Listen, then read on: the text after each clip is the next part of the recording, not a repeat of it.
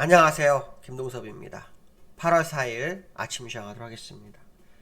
오늘 미국 시장은 하락 마감했죠. 크게 하락하지 않았지만 피치가 미국 신용등급 강등 이후 투자 심리가 좀 위축돼서 그동안 상승의 제동이 걸리면서 시장이 흐르는 모습이 좀 보이고 있습니다. 오늘 미국 시장은 국채금리에 관심을 갖는 하루였는데요. 10년만 국채금리가 4.18%를 기록하면서 작년 11월 이후로 9개월 만에 또 최고치를 기록합니다. 빌 에크먼이라는 사람은 30년물이 5.5%까지 갈 거다, 뭐 이런 얘기도 좀 하고 있는데요. 신용등급이 강등되면 국채금리는 올라갈 수밖에 없거든요. 자금 조달에 부담이 생길 수도 있죠. 어쨌든 피치가 신용등급을 강등한 후 그 영향이 오고 있죠. 그 미신용 강등에 대해서 요즘 연일 JP모건의 제이미 다이먼이 언급하는데요. 오늘은 웃긴 일이라는 표현을 씁니다. 찻잔 속의 태풍처럼 생각하는 것 같습니다. 워렌 버핏도 미 국채를 계속 살 거다, 뭐 이렇게 얘기를 하는데요. 이제 중요한 것은 그게 아니죠. 그동안 상승했었던 그 분위기를 바꿔놓은 겁니다. 찬물을 끼얹은 거죠. 상승을 계속 하게 했던 재료들이 다 숨어버린 거예요. 그러면 이제부터 나오는 재료가 진짜거든요. 상승이든 하락이든. 그러니까 지금부터 나오는 재료가 안 좋으면 이제부터 계속 밀리는 거고요. 다시 좋은 재료가 나오면 상승을 또 할 수 있는 노력이 생길 수도 있겠죠. 그래서 어쨌든 시장의 큰 틀을 바꿔놨다는 게 중요한 거지. 미국이 신용도 강대해서 뭐 문제가 되고 뭐 2011년도까지는 15% 빠져, 이게 그게 아니라는 거죠. 그게 중요한 게 아니라 랠리를 했던 부분을 방향을 선회시켰다. 그게 상당히 중요한 것 같고요. 신규 실업 청구 건수가 22만 7천 명이 나왔는데 예상 부합됐어요. 이런 뉴스가 나오면요, 미국이 지금 경기가 연착륙되거나 이렇게 올리잖아요. 그 뉴스가 없어진 거예요. 연착륙 이런 내용 다 숨어버린 거예요. 그게 상당히 의미가 있다, 이렇게 보시면 될 것 같고요. 실적 발표가 79%가 진행이 됐는데요. 그 중에 82% 예상 웃돌아요. 이것도 시장 상승 주요 요인이잖아요. 근데 못 올라가죠, 그렇죠? 오늘은 제일 중요한 게 장 끝나고 애플과 아마존이 실적 발표합니다. 그 실적에 따라서 시장의 방향성이 나올 수도 있죠. 하지만 이것도 결국 이전 재료의 하나죠. 이전 재료는 실적과 연착륙과 인플레 둔화였잖아요. 그 부분을 피치가 신종 강대시키면서 시장의 어떤 관전 포인트를 바꿔버리는 그런 상황이 됐다. 이쪽에 포인트를 맞추는 게 맞습니다. 그렇게 되면 이제 혹시 악재가 났을 때 주가가 밀릴 수 있는 그런 소지가 있다, 이런 해석을 해볼 수 있겠죠. 자, 미국 시장을 좀 보시면요, 나스닥이 0.1%, 다우가 0.19% 상승을 했습니다.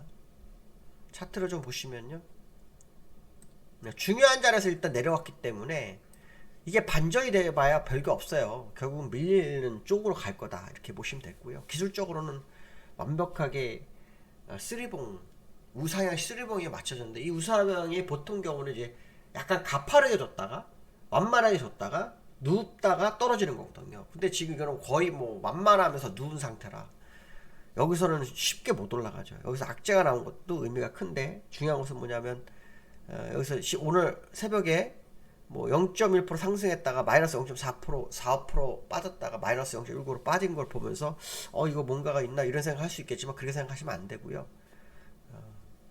하락 진행형일 확률이 높습니다. 그런 걸 한번 해석을 해보셔야 되겠죠. 그러니까 오늘 밤 미국장 보면 알겠죠. 저 십자도지가 다시 고점을 향해서 가게 할 건지, 아니면 정말 제가 말씀한 하락 진행형인지는 오늘 밤 보면 알겠죠. 지금 시장을 모습 보시면 나스닥입니다. 나스닥 같은 경우에는 지금 그 음봉을 어저께 크게 줬죠. 주고 오늘은 장중할 때 0.6% 정도 하락했었고요. 플러스까지 갔다가 다시 밀려서 소폭 밀려서 끝난 상황이거든요. 그래서 여기서 다우처럼 뭐 바닥을 다지나 뭐 이런 생각을 좀 할 수 있는데, 그거 아니고요. 추세적 하락 국면 중 일시적 지지력, 뭐 이렇게 봅니다. 하방 경직성이 나오려면 이렇게 나오진 않죠.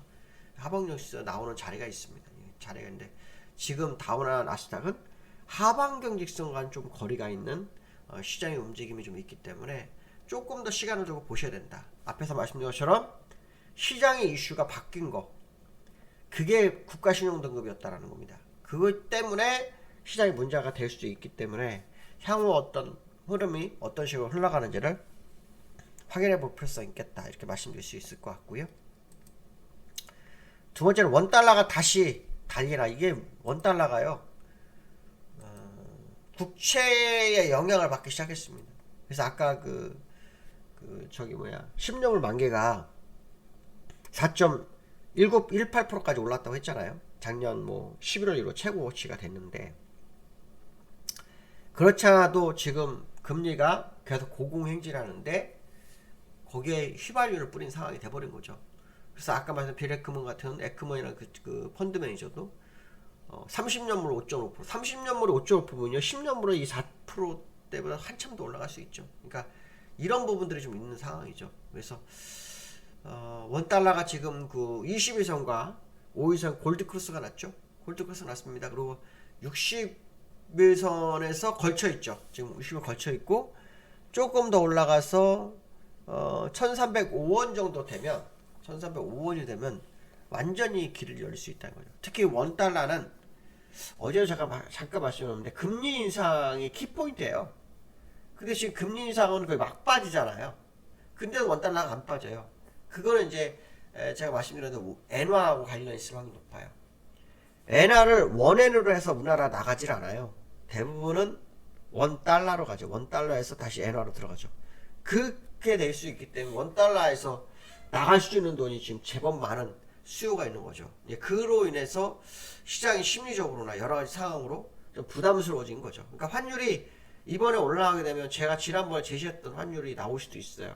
특히 개파락에 지금 아직도 여러 개가 남아있기 때문에 이 개파락을 다 메워주면서 가는 법이거든요. 그래서 그 개파락이 다 메워주고 내려갈 때 내려가더라도 내려가는 법이다 라고 판단했을 때 지금 환율은 추가적 상승이 될 수 있습니다. 그런 상황이 있다라는 거. 그 다음에 오늘 1299원 어저께 마감했는데 오늘 1305원까지 가는지를 한번 봐야 됩니다. 이게 돌파가 되면 원유 달러가 상당히 빠른 움직임이 있을 수 있겠다라는 생각을 한번 해볼 수 있을 것 같고요. 그 다음에 외국인 선물 대량 순매도. 외국인이 대단합니다. 진짜 요즘 뭔지 모르겠는데요. 그저께 2조 2,900억을 매도합니다. 근데 그 전날 1조 7,900억을 매수해서 시장이 깜짝 놀랐습니다. 저렇게 많이 매수한 적이 없었거든요. 근데 그 다음날 2,295억을 매도하면서 갑자기 분위기 반전을 쳐버립니다. 아마도 1조 7,900억을 매수해서 끌어올린 만큼 추가로 매매해서 손실 부분을 만회하고 수익으로 가져가기 위해서 했겠죠. 어저께 1조 4천억을 또 매도합니다. 이틀 만에 3조 7천억을 매도한 상황이 됐거든요. 이 외국인들 오늘 횡보 되게 중요합니다. 단기적인 매매를 목적으로 한 건지 추세적인 매매인지. 요즘 단기 매매로 이렇게 매도 매수가 엄청 많이 움직였거든요. 근데 왠지 모르게 지금은 중장기를 바라보고 들어온 거 아닐까 생각이 상당히 좀 많이 보이고 있습니다. 환율도 오르고 미국 국채도 오르고 미국 상승 요인도 바뀌고 또 기술적으로도 미국, 그 다음에 독일, 그 다음에 아시아, 대만, 일본, 우리나라 이런 나라들이 기술적으로 거의 비슷한 세 번째 봉우리에서 밀리기 시작했다라는 겁니다.